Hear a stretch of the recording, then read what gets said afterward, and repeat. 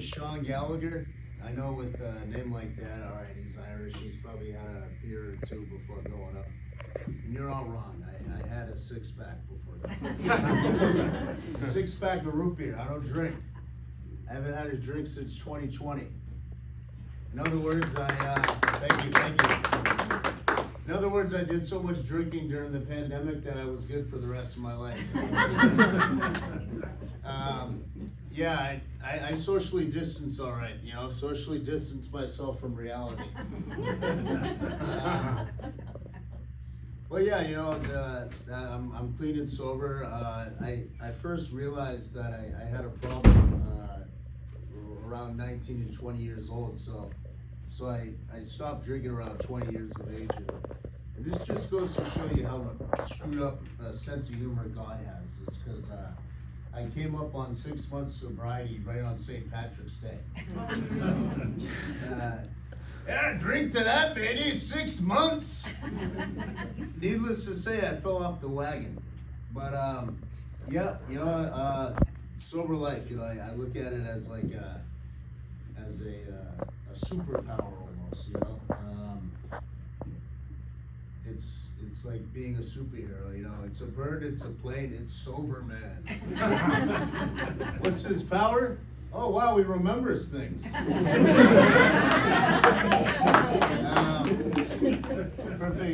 Perfect example, you know, about a year and a half into my recovery, I was shooting pool with a buddy of mine, you know, and I was hitting it off with this female, you know, and we made out for a little bit, you know, and fast forward, I see her in my AA meetings now. So she comes up to me, she says, "Hey, you look so familiar, where do I know you from?" I said, geez, I mean, it is Alcoholics Anonymous, so you gotta stay anonymous. And I said, I don't know, I get that a lot, you know. So, before the drinking, you know, I was a very reserved child, you know. Growing up, I used to pleasure myself a lot. My parents would call me down for dinner. I'd yell down, "All right, I'm coming."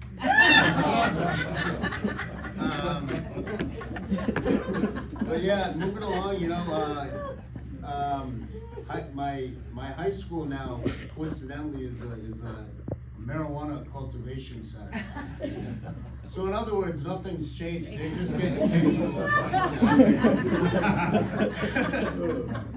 I mean, if we got paid to roll joints, I mean, I'd have a house. They call it high school for a reason. And speaking of high school, I had an oral exam. It was in a shop class. I came out on top.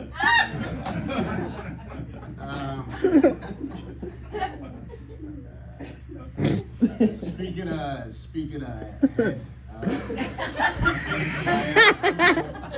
back there up there, right? I'm not losing my hair. My hair just went to every body part except my head. So, back, hairy. Shoulder, hairy. Arms, hairy. Legs, hairy. I mean, I am part Neanderthal. It said so on my 23andMe. I always say that my back is Italian, but unfortunately in the front I'm Irish. You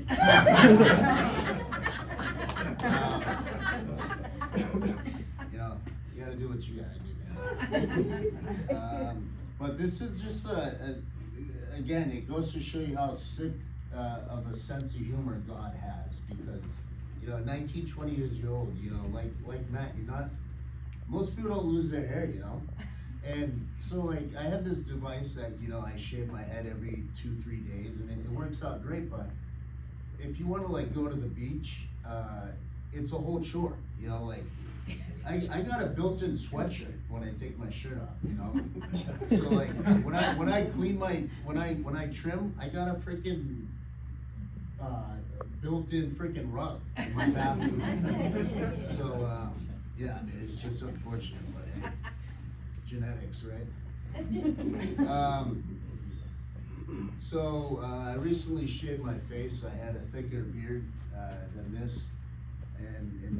those, Mike, you know, you probably, if you ever shaved your face, you know, all of a sudden once you shave it, you look weird. It's not a good look. So I go into work the next day, you know, clean shaved face and everything, and this big grizzly bear looking guy comes up to me. He's like, you know, with this clean shaven face of yours, you kind of look like a penis. So I said, all right, well, you look like my ass, fat, hairy, and full of shit. You know, a lot of people are surprised that when I tell them that I'm in a relationship with another man. You know, I as a gay man, you know, people don't expect me to be one, you know, for some reason. So I'm talking to my coworker about it, and I bring up my boyfriend, and he says, wait a minute, you have a boyfriend? I'm like, yeah, sorry, dude, I forgot my rainbow shit on my house today. I have a pride tattoo right here. I thought that was a tattoo sign.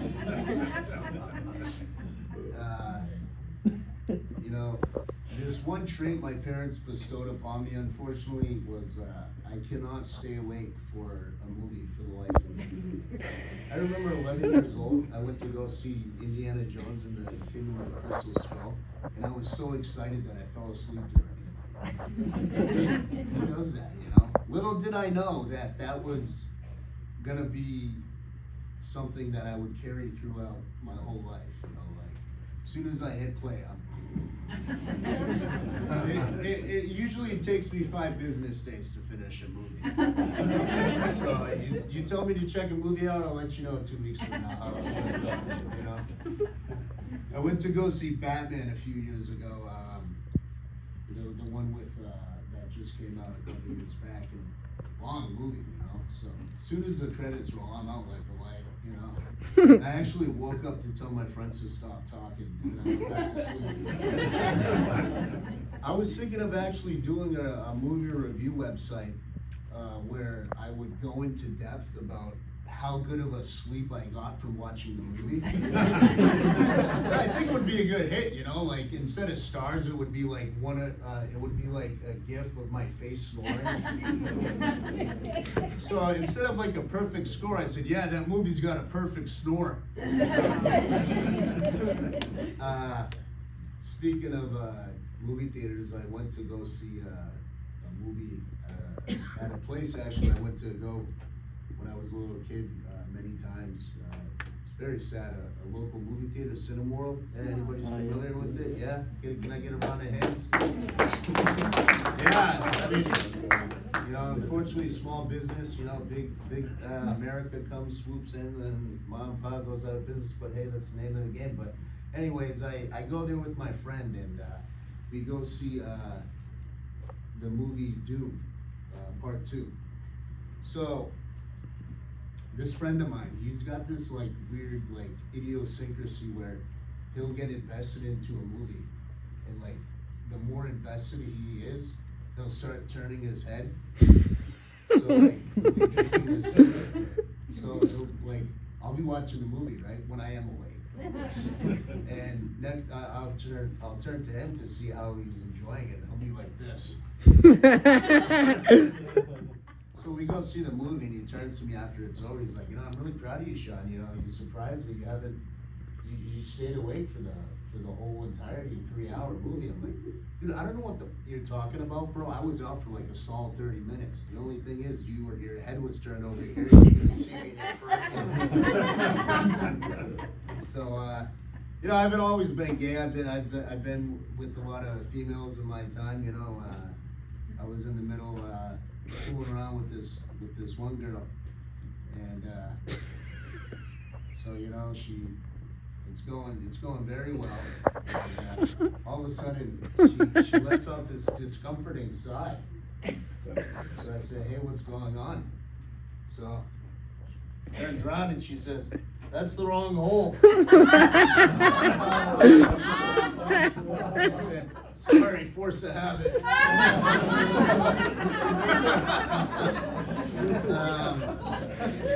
Yeah. went out to eat one time with this other girl, and it was this Vietnamese restaurant. You know, I got this crispy noodle dish with like ginger sauce and vegetables, and it was, I think it was called the mise al don. It was wicked good. So I whipped it down, you know, we're having a nice steak, you know, and the waitress comes over to fill my drink,